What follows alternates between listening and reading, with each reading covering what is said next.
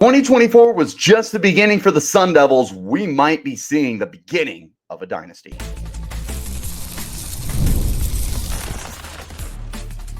You are Locked On Sun Devils, your daily podcast on the Arizona State Sun Devils. Part of the Locked On Podcast Network, your team every day. Welcome back to the Locked On Sun Devils podcast, part of the Locked On Podcast Network, your team every day. My name's Richie Bradshaw, and I will be your guide for everything Arizona State Sun Devils. Shout out my everydayers who are here every day, and thanks to all of you for making us your first listen of the day.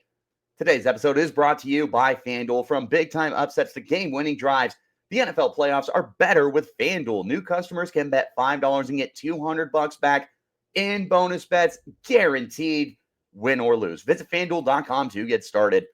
Ladies and gentlemen, I got some tall talk for you today, if you couldn't tell by my cold open off the top of the episode. But don't worry, I'm going to make it make sense to you because this program's legit. This Valley's activated. These fans are bought in. We're going to talk about that later on in the show. I got to tell you why this momentum is building as well. But we have to start our conversation with, I don't know, is this ASU team going to be building something special? Maybe a dynasty? Let's think for a second. Is that an overreaction? Yeah, definitively. ASU has had one double-digit win season since 2014, and it was this one. And it's only the second year of Kenny Dillingham. However, look at everything that's going for ASU right now. And remember that this team has been referred to as the sleeping giant for a reason. And that reason is because once all the pieces are in place, in theory, ASU could be unstoppable. Your pieces are in place. We have all of that established. Now, it's a matter of maintaining it. And the Sun Devils have done a very good job to start off maintaining everything.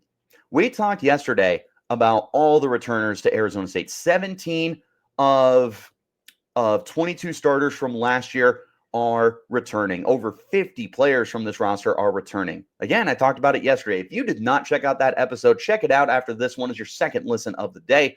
Also, make sure your notifications are on where you get your podcast so you get the update when those episodes drop. ASU's bringing back a lot. I got it listed right here for you.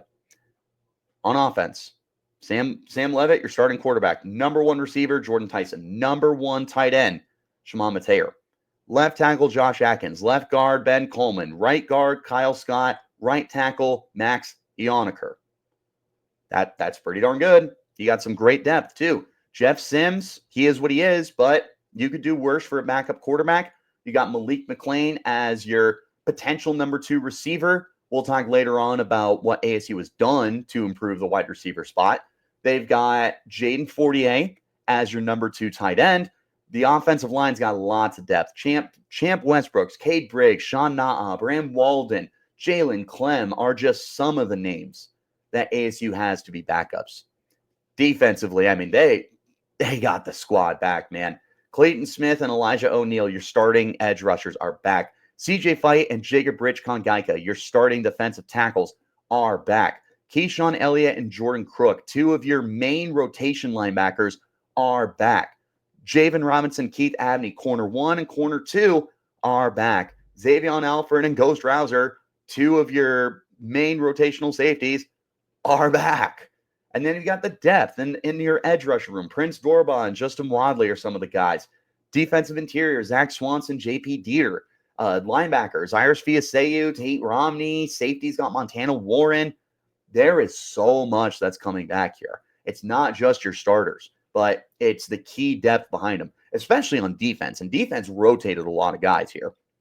So sure, you have Clayton Smith, Elijah O'Neal, an example. Those two are your starting edge rushers.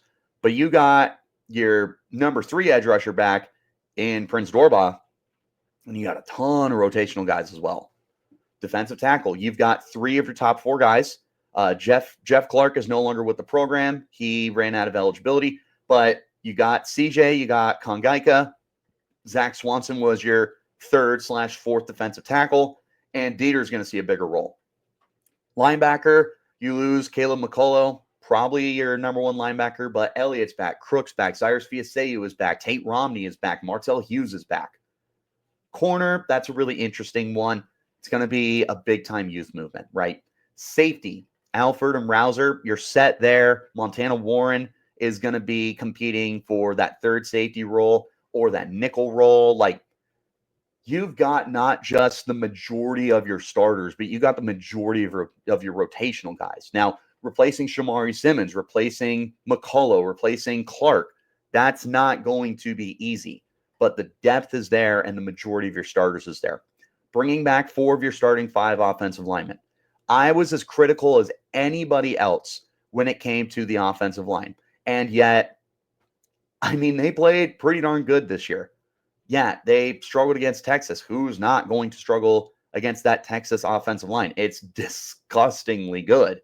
But other than that, I mean, they did a pretty darn good job run blocking, to be certain. And they really were able to start playing to Sam Levitt's strengths when it came to his pass protection. Replacing Cam Scatterbo, that's impossible. But you've got the depth at running back. You got Kanye Udoh, who's coming in. I'm going to talk about him very much in detail later on. You got Kyson Brown is back. He was your number 2 running back. Raleek Brown is back. Alton McCaskill is back. Jason Brown is back. You're loaded. My biggest questions are corner and wide receiver. There's just not a ton of depth there. Like, you are good with your starters. You have an elite number 1 receiver, and you have 2 high-end starting corners. The depth after them, that's a question mark, and I'm not sure how that's going to look. But you're running it back with those guys. That's the first key here to maintaining a dynasty, is making sure that you start off on the right foot. You can't just start with a great team and then have to rebuild the whole thing. That's going to set you back a bit unless you've got 15 5-star kids waiting in the wings, and the Sun Devils don't have that. They needed a lot of these guys to come back, and they did. And it's not just the players. They're bringing back pretty much the entirety of that coaching staff. They've got Kenny Dillingham extended to be the head coach. They extended both their coordinators, Marcus Arroyo and Brian Ward, offense and defense, respectively, for the next 3 years as well. As of now, a lot of the assistant coaches are back too. Sean Aguano is back. Hines Ward is back. Coach Saga is back. You've got Coach Cooper for the defensive line and Coach Brian Carrington in the secondary. Like, Charlie Raggle, your special teams coordinator and your assistant head coach. All of those guys are back for ASU. So keeping the core, not just of your team, not just your starters and your depth, but keeping the core of your coaching staff, that is equally as important for ASU. It's building the consistency right now. You have that consistency on this team that is in place. That's how you get a dynasty started. That's how you get it started. And then from there, it's about building the depth and everything. We'll talk about that in just a second. But the one other thing I want to point out is Graham Rossini is back as your athletic director. That is so big. Look at the previous years with I almost said Antonio Pierce, Ray Anderson, right? And the way that this team just crumbled under Ray Anderson's watch, and how Anderson just didn't care about the program in the last handful of years that he was here. And ASU made a very wise decision to move on from him. They bring in Graham Rossini, and this is an alumni. This is a young guy as well, someone who understands NIL, someone who understands how to build up these programs in the modern age of college sports and college recruiting and the transfer portal. And again, the NIL, like, Rossini understands that stuff. He understands what it takes to get the fans to buy in, the former players, the alumni, the people who just grew up in the Valley loving Arizona State. He knows what it takes to get them in. Arizona football fans, whether it's the Sun Devils, the Cardinals, the D-backs, the Suns, I've said this many times, in the least insulting way possible, like, it's fans that are there for the great times, and when it's not great, sometimes it's hard to get fans invested. There's a lot to do in the state of Arizona. If you're not putting a good product on the field or on the court or on the ice or whatever it is, it's not easy to have the fans be fully invested. But when you do put out a product like this, You're going to get those sellouts. ASU had a couple this year. There's going to be more coming. But Graham Rossini being back, that's huge. He's going to understand how to maintain the momentum of this team. It started with retaining the coaching staff because you would have lost a lot of players if Dillingham left, if Arroyo left, if Coach Brian Ward left. We'll see what happens with the assistant coaches. I haven't heard anything about anyone leaving, but I mean, we're also in January. There's a lot of time in the offseason for moves to be made. We lost our wide receiver coach, Rashad Sample, during spring ball last year. So changes could be made. But as of right now, the coaching staff is back, and that's what's keeping so many of these guys back as well. And the culture that Kenny provided and that the players have inherited and created in that locker room and outside the locker room. And it's all being shown to you how much these guys have cared for each other and are caring to build up Arizona State. That's how you start a dynasty. Now, it's not just about this year, because dynasties, in case you didn't know, are multiple years. But don't worry, because ASU is set to continue building on the momentum. Not just that the way they ended the season on a very hot note, but the way that they're building for the future. That's coming up next. This is the Locked On Sun Devils podcast, part of the Locked On Podcast Network, your team every day. Let me talk to you about our friends at Rocket Money. I love Rocket Money. I got that for myself. It is game-changing. Rocket Money, they're going to help you with so much. It's a personal finance app for yourself, and it helps you cancel your unwanted subscriptions. You monitor your spendings. It helps lower your bills to help grow your spendings. Look, did you find out that you were paying for multiple subscriptions, stuff that you didn't realize you were paying for? Or, maybe you were paying for something twice. I found out there was two things I was paying for. There was also something that I was paying for from like 4 or 5 years ago that I haven't touched. Rocket Money was able to hunt that stuff down for me. It brings everything together in one place. It's not just the subscriptions that I'm telling you about, but it's your spending habits. It's the goals you want to hit for this year when it comes to saving money. Rocket Money has over 5 million users, and they've saved a total of $500 million in canceled subscriptions. They're saving members up to $740 a year when you use all the app's premium features. And like I said, that subscription tracker is a game changer for me. But I also love that Rocket Money is willing to go to bat for me and help lower my bills. They're going to get me better rates. They're going to negotiate all sorts of good stuff for me, and it helps save money. And you know how hard it is to save money these days. Plus, with their goals feature, I'm able to automatically set money aside for my future. No more stressing about budgeting every month. Cancel your unwanted subscriptions and reach your financial goals faster with Rocket Money. Go to rocketmoney.com/lockedon today. That's rocketmoney.com/lockedon. One more time, rocketmoney.com/lockedon. I appreciate each and every single one of you for tuning in to make Locked On Sun Devils your first listen of the day. I've got a special shout out for my everydayers who are here every day. It's not just about bringing one team back. You want to build a dynasty? You need to build for the future. ASU could run it back in 2025. What happens in 2026? What happens when more of these guys run out of eligibility? What happens when these guys are ready to hop to the next level? Let's look at the guys who are coming back. Sam Levitt could declare. Jordan Tyson could declare. Shema Mateer, out of eligibility. Josh Atkins, Ben Coleman, Kyle Scott, Maxi Yonker. Four of your starting 5 linemen, out of eligibility. Clayton Smith, out of eligibility. Elijah O'Neal, Prince Dorba, out of eligibility. CJ Fight could go pro. Jacob Richcon-Geika, out of eligibility. Keyshawn Elliott, out of eligibility. Jordan Crook, Cyrus Fiaseu, they could jump. Javen Robinson and Keith Abney could jump.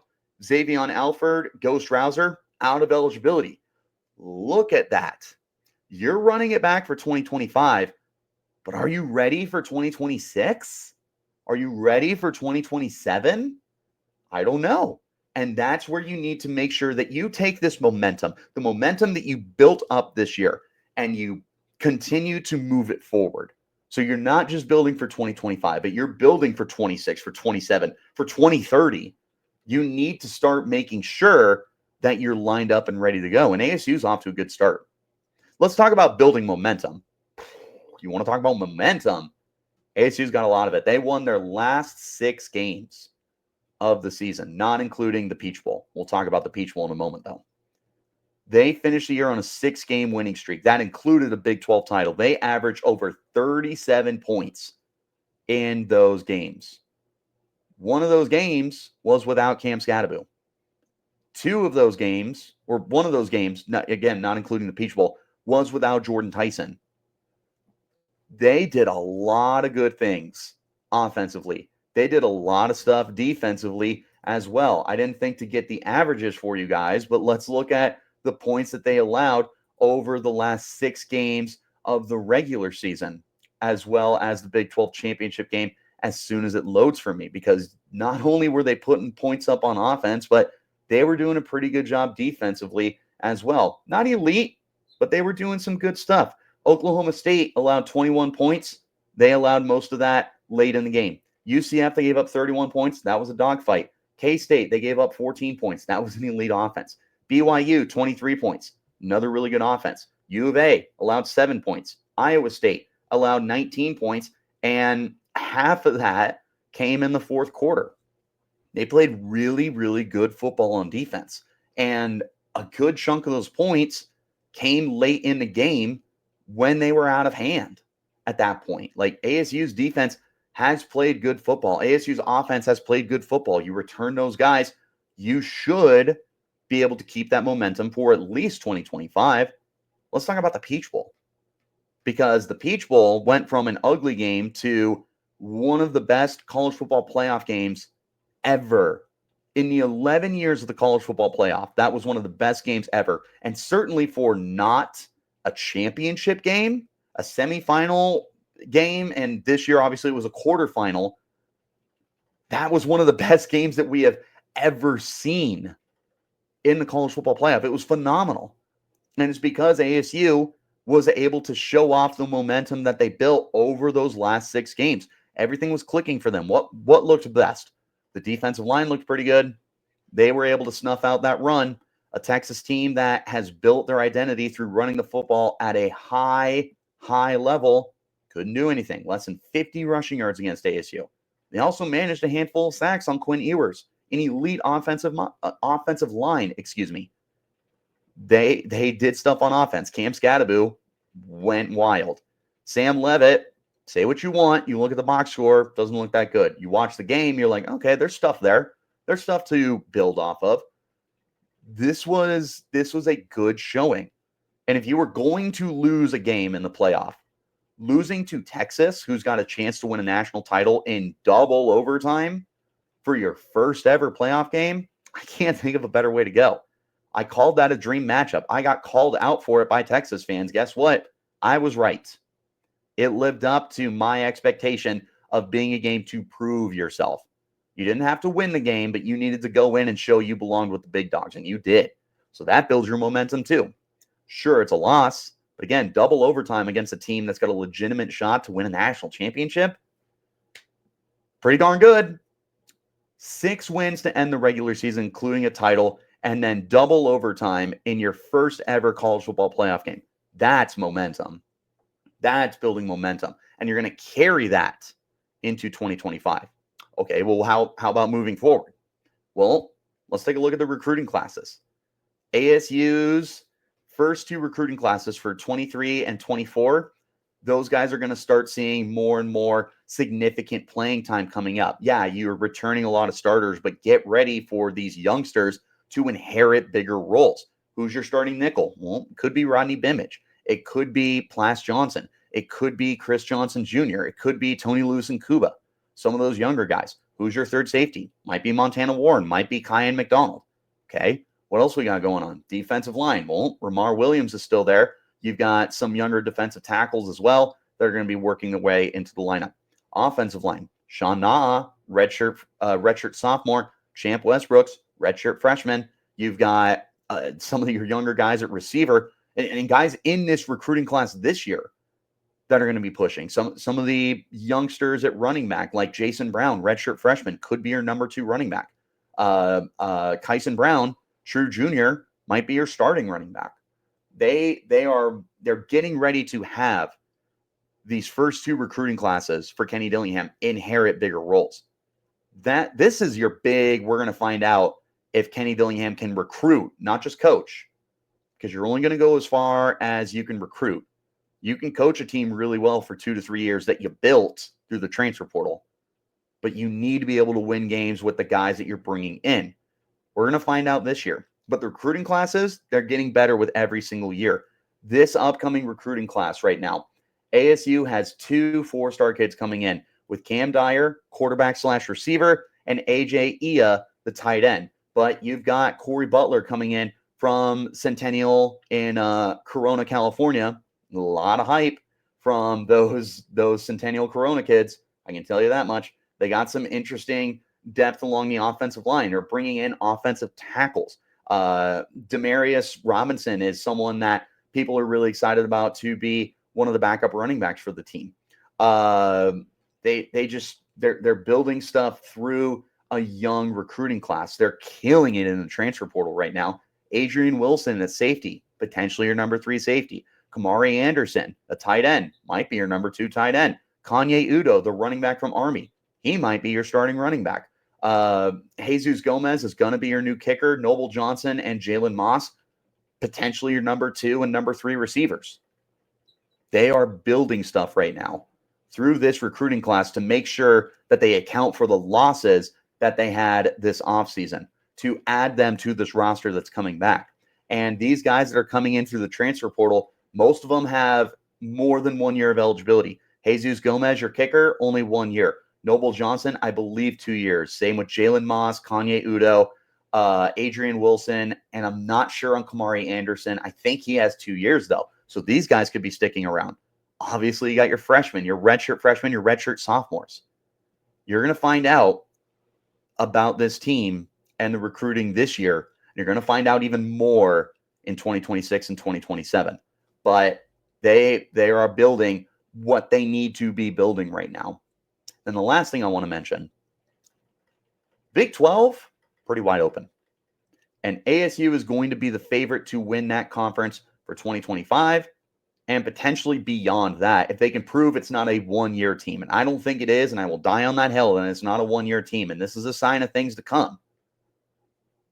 The Big 12 is very winnable, and ASU could be atop the conference for a long time.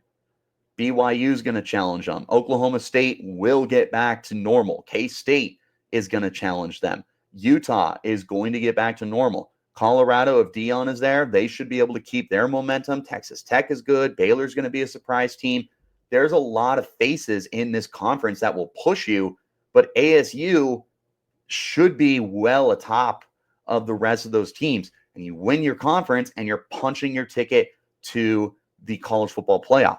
And that just gets more kids' attention. Your recruiting gets better. The guys are potentially going to stay for more years, use more of their eligibility to keep running it back. You keep the coaching staff in place. There's a lot of good things that are coming this way for the Sun Devils. And there's one more thing that is really going to build up this football team. And it's nothing to do with the players. It's nothing to do with the coaches. It's everything to do with an activated Valley. Coming up next, this is the Locked On Sun Devils podcast, part of the Locked On Podcast Network. Your team every day. One last time, thank you to everyone who's tuning in. My everydayers, a special shout out to you guys, and thanks to everyone, again, for making us your first listen of the day. They're bringing back a lot of this team, and they're building for the future. So we got 2025 covered. We should have most of the future covered as well. But the one thing that's really going to help everything, the one thing that is going to maintain the core of all of this is the fan support. Kenny Dillingham said from day one, we got to activate this Valley. We got to activate this Valley. This sleeping giant that ASU is, they're only going to go as far as the fan support. I mean that with my whole heart. They can be the most talented team in football. If you don't have this Valley backing you, there's going to be a lot of holes to fill. Let me explain.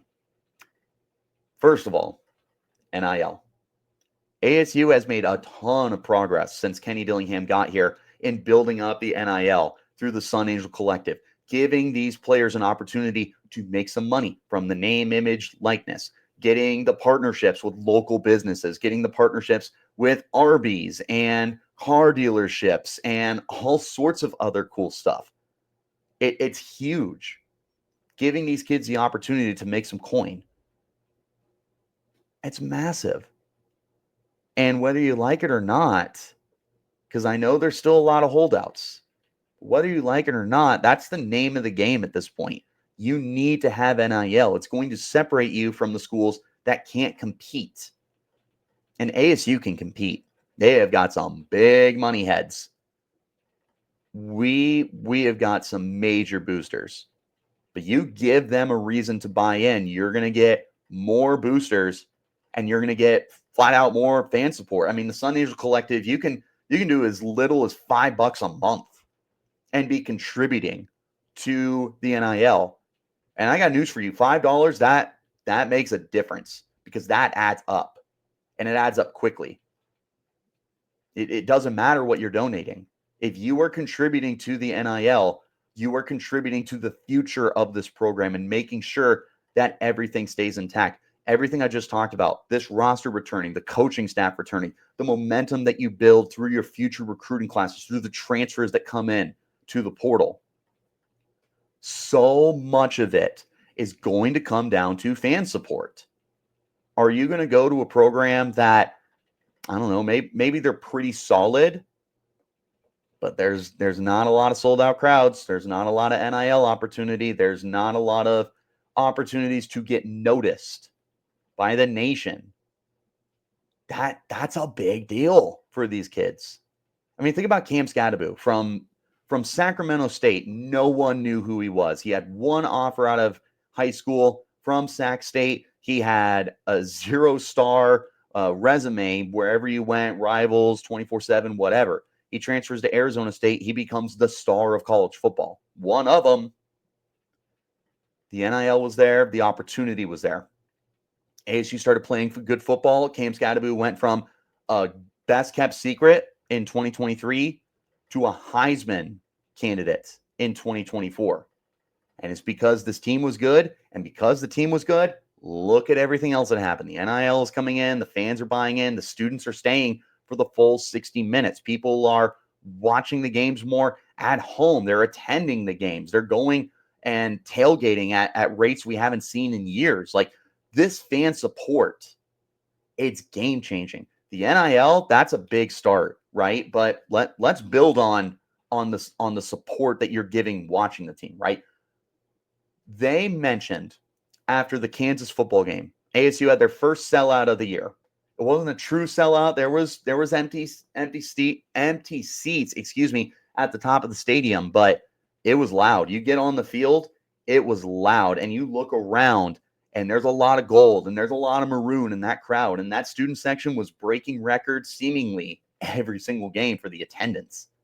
And we talked to those players post-game, hey, what was that like? And they tell you, they're like, it was unbelievable. It was everything we could have asked for. Like, this is what you want when you are playing college football, is so many people to be in the audience and cheering you on and rooting for you and screaming and yelling during the big plays and being loud on defense and storming the field, all of that good stuff. That's what gets these kids' attention. And it's way easier to sell out games when you put a good product on the field. So again, ASU does that. Now look at the fans coming in. And that's the reason these kids are coming back.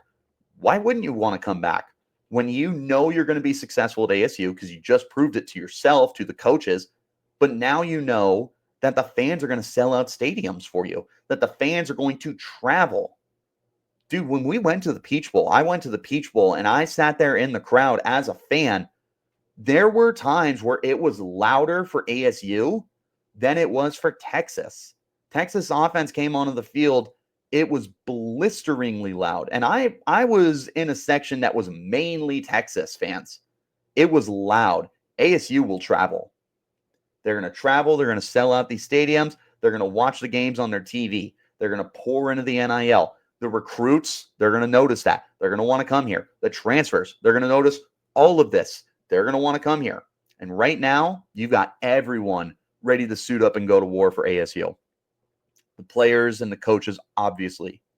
But look at these students. My goodness. Student section, they did not get enough love this year. They did not get nearly enough love. For the 17 and 18-year-old freshmen to the 21, 22-year-old seniors, to the graduate kids, to the kids that are going for their masters, any of the students who brought family members into the student section, they were consistently breaking attendance records this year. Do you understand how amazing that is to be a student athlete and see your peers?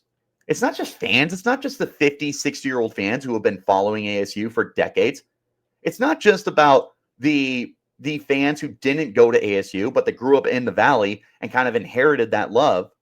It's literally the same people that you're walking around campus on. You see them every day. You walk past these people, and they're there supporting you. And we saw that you went from a student section that was sold out in the first half to no one in the second half because Mill Avenue's right there. Everyone wants to go clubbing. Everyone wants to go to the bars and get their drinks and their happy hour and get their party on. But in the second half of the year, nope, they stayed for 60 minutes. They said, Mill can wait. Mill's going to be open till 2, 3 in the morning. I can wait. I can watch this football game, and then I can party even harder. Student section needs way more credit for the things that they did for this program this year. But you also got to give credit to the alumni, to the longtime fans, to the former players that are endorsing this team. Like, look, Brandon McGee, friend of the podcast, super vocal this year. Jordan Simone, who's been covering the team, super vocal this team. Jalen Strong had a lot of support for this team. Rashad White had a lot of support for this team. Xavier Valladay had a lot of support for this team. These former players, these alumni, these boosters, these fans, these students, everyone is pouring in their love, their time, their effort, their money, all of it. And that builds something. That fuels this team. They're not just playing football anymore. They're not just playing for their futures. They're playing for a valley. They're playing for a fan base. They're playing for a university that is all in. That changes things forever. So yeah, 2025, they're going to be good. Unless this team flat out falls on their face, and it's not impossible. Oklahoma State returned 21 of 22 starters. They had 3 wins this year, and they were winless in conference play. It is not impossible for ASU to stink this year. It's not going to happen, though. There's too much consistency on this team from a culture standpoint, from a players returning, not just the starters, but the depth. The coaches are all back, and these fans are bought in. So 2025, you're set. How's 2026 and 2027 look? Well, it's looking up. Recruiting's getting better every year. Transfers are taking notice, and these guys are staying for extra years. So many of these guys who are returning could have gone pro. Like Jordan Tyson could have gone pro if he wanted to. These offensive linemen all could have gone pro if they wanted to. More than half the defense could have gone pro if they wanted to. And they didn't. They returned. And the guys who are behind them, they could have entered the transfer portal. They didn't because they believe in what's going on at Arizona State right now. All this culminates together. 2025, you're set. Now you're building for the future. You build for the future. You continue to have success. I think, personally, with the way you're going, there is a national title somewhere in the future. Maybe it's next year. Maybe it's 4 years from now. But they're building something right now. I'm not ready to compare it to Frank Kush. It's going to take a minute to get to that Frank Kush era of Sun Devils football. But maybe this generation is going to experience similar success. Because that Kush era, that was a dynasty. They didn't get a national championship, but they got screwed out of one of them. They dominated the Fiesta Bowl. They did a lot of great things. And then right after that, after the Kush era, of course, I can't remember who the head coach was. They won a Rose Bowl. Like, they built something special from the 70s up into the 90s were up and down, I would say. But 70s and 80s was a very strong football program. They built something special, and ASU might be building something special once again with everything that is in place. It's not just this team that's coming back. It's the fan support, and that's huge. What do you guys think? Am I out of my mind crazy? Am I preaching to the choir? How do you think ASU is set up for 2026 and 2027? We know you're confident for this year. How do you feel about the future? Let me know in the comments. You can hit me up on Twitter as well at Richie Brads36. The podcast is there at LO_Sun Devils. Wherever you're getting your shows, like, subscribe, turn on notifications. You'll get the update whenever we post new content. I appreciate each and every single one of you for tuning in to make us your first listen of the day. And of course, a special shout out to my everydayers who are here every day. Thanks as always, guys. And we still have a lot to talk about. I want to talk about the top returning players. We got to talk about this season. What are the stats that define it? I got season game balls to hand out. What's the future after Cam Scadaboo? Can we expect Sam Levitt to get better? And is ASU going to win a national title in 2025? We're going to talk about all of that and so much more. Now has never been a better time to subscribe to Locked On Sun Devils. I will see you next time. And until then, you keep it locked right here on Locked On Sun Devils.